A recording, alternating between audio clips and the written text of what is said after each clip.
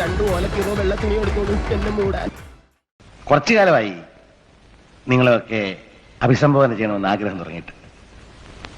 അത് സാധിച്ചതിൽ സന്തോഷമുണ്ട്. ആര്യ ഇവിടെ ചോദിച്ച ചോദ്യമുണ്ട്, പൊട്ടൻഷ്യൽ ജിഹാദി ഞാൻ വിളിച്ചത് ഇറസ്പോൺസിബിൾ അല്ലേ എന്നാണ് പറയുന്നത്. അത് നമുക്കൊന്ന് ആദ്യം ഡിസ്കസ് ചെയ്യേണ്ടതുണ്ട്. പൊട്ടൻഷ്യൽ ജിഹാദി എന്ന് പറഞ്ഞാൽ എന്താ, അതൊന്ന് പറയൂ. What you mean by potential jihadi? someone who can become a jihadi.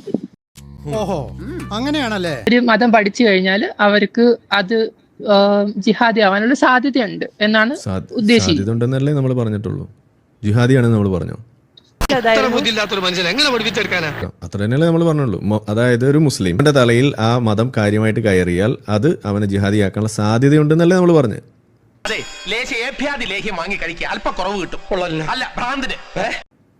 ഇനി പറയൂ, എന്താണ് നിങ്ങൾ അംഗീകരിക്കുന്നുണ്ടോ ഒരു മുസ്ലിമിന് ജിഹാദിയാകാനുള്ള സാധ്യതയുണ്ടെന്നുള്ളത്? ഉണ്ടോന്ന് ചോദിച്ചാല് അത്ര തന്നെയല്ലേ നമ്മൾ പറഞ്ഞുള്ളൂ. ഇത് വടി കൊടുത്ത് അടി വാങ്ങുന്ന പരിപാടിയാണല്ലോ ബാബു. പക്ഷെ അങ്ങനെ അതും ഒരു തരത്തിലൊരു ചാപ്പകുത്തലല്ലേ? അതെന്താ ചാപ്പകുത്തലാവുന്നത്? എങ്ങനെ ചാപ്പയാവുന്നത്? അതൊരു സാധ്യതയെ കുറിച്ച് പറയുന്നത് ചാപ്പയാണോ? What you mean by ചാപ്പ?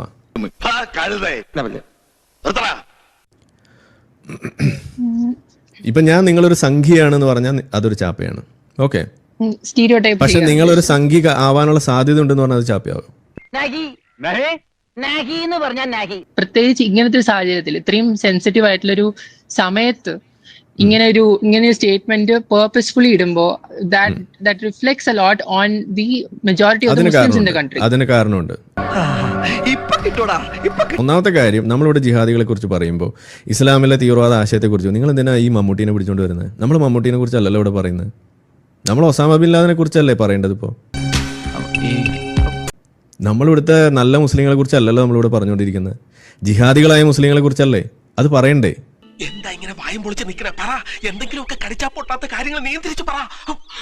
അവിടെ ഒരു ഡിവിഷൻ ക്രിയേറ്റ് ചെയ്യുന്ന ഒരു പ്രോസസ്സ് ഇവിടെ നടക്കുന്നുണ്ട്. അത് നിങ്ങൾക്ക് അറിയോ? അതെ. ആ പ്രോസസ്സിനെ എങ്ങനെ നിങ്ങൾക്ക് കൺട്രോൾ ചെയ്യാം? എങ്ങനെ അതിനെ നിങ്ങൾക്ക് വെള്ളം കോരി ഒഴിക്കാം? ഒന്ന് പറയൂ. എന്താണ് നിങ്ങളുടെ സ്ട്രാറ്റജി?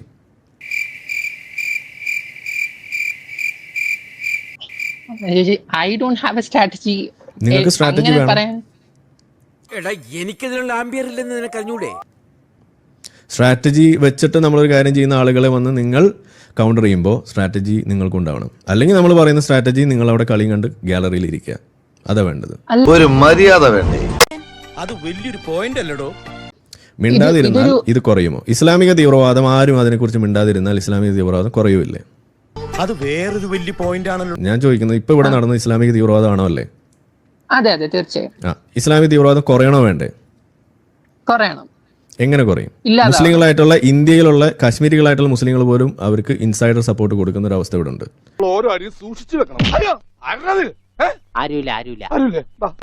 സ്വന്തം തന്ത വരെ പിന്നിന്ന് കുത്തു.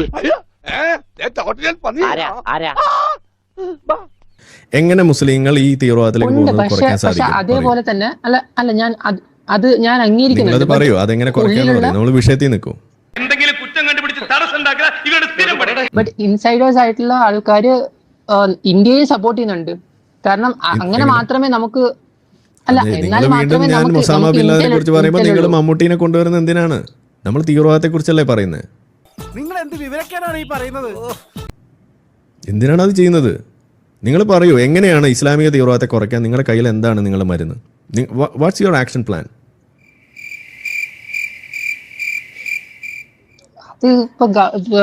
ഗവൺമെന്റ് ഒരു ആക്ഷൻ പ്ലാൻ ഇട്ടിട്ടുണ്ട്. ഗവൺമെന്റിന് ആക്ഷൻ പ്ലാൻ ഇല്ല, അതുകൊണ്ടാണ് നമ്മളിവിടെ പറയുന്നത്. ഗവൺമെന്റിന്റെ ആക്ഷൻ പ്ലാൻ നമുക്ക് കണ്ടിട്ട് അവർ ഇരുട്ടിൽ തപ്പുന്ന പോലെയാണ് നമുക്ക് തോന്നുന്നത്. റൂട്ട് റീസൺ അവർ അഡ്രസ് ചെയ്യുന്നില്ല, അതാണ് നമ്മുടെ പ്രശ്നം. നിങ്ങൾക്ക് തോന്നുന്നുണ്ടോ ഗവൺമെന്റ് റൂട്ട് റീസൺ അഡ്രസ് ചെയ്യുന്നുണ്ടെന്ന്? മോനെ, അണ്ണൻ കളത്തിലിറങ്ങേണ്ട സമയമായി. റൂട്ട് റീസൺ ഇസ്ലാമിസം എന്ന കോൺസെപ്റ്റ് ഇല്ല. അവര് ഗസ്വാ ഹിന്ദ് ഉണ്ടോ? ഗസ്വായെ ഹിന്ദ് നിങ്ങൾ കേട്ടിട്ടുണ്ടോ? ഉണ്ട്. എന്താ അത്? To convert India to a Muslim country. നീ വെറുതെ ആവേശം കാണിച്ച് വള്ളി പിടിക്കില്ലേട്ടാ. അത് ആർക്കാ ഉള്ളത്? ഇത് പാകിസ്ഥാനിലുള്ളതല്ലേ?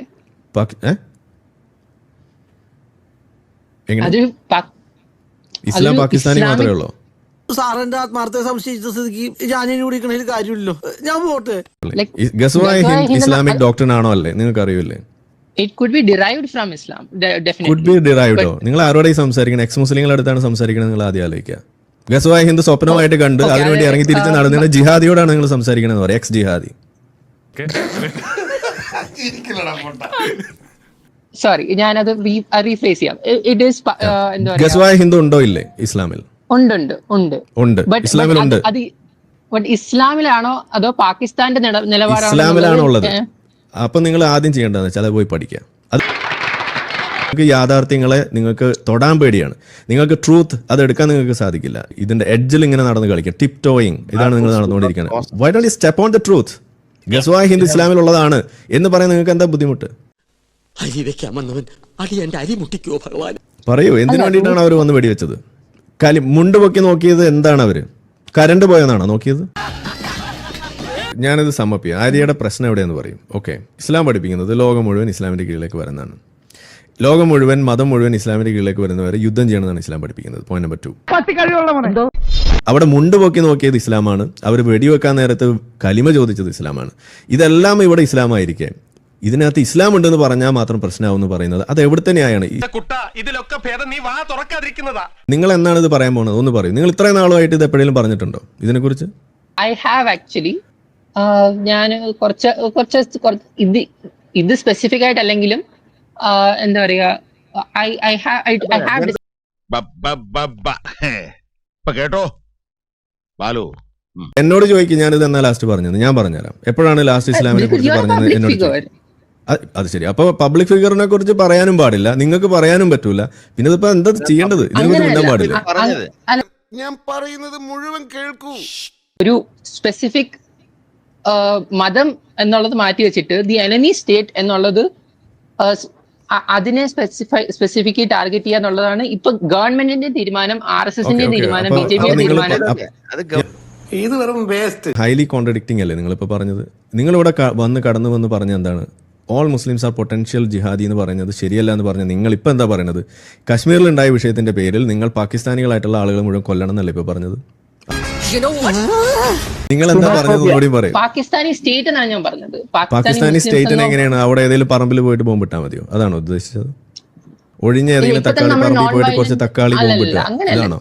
പിന്നെ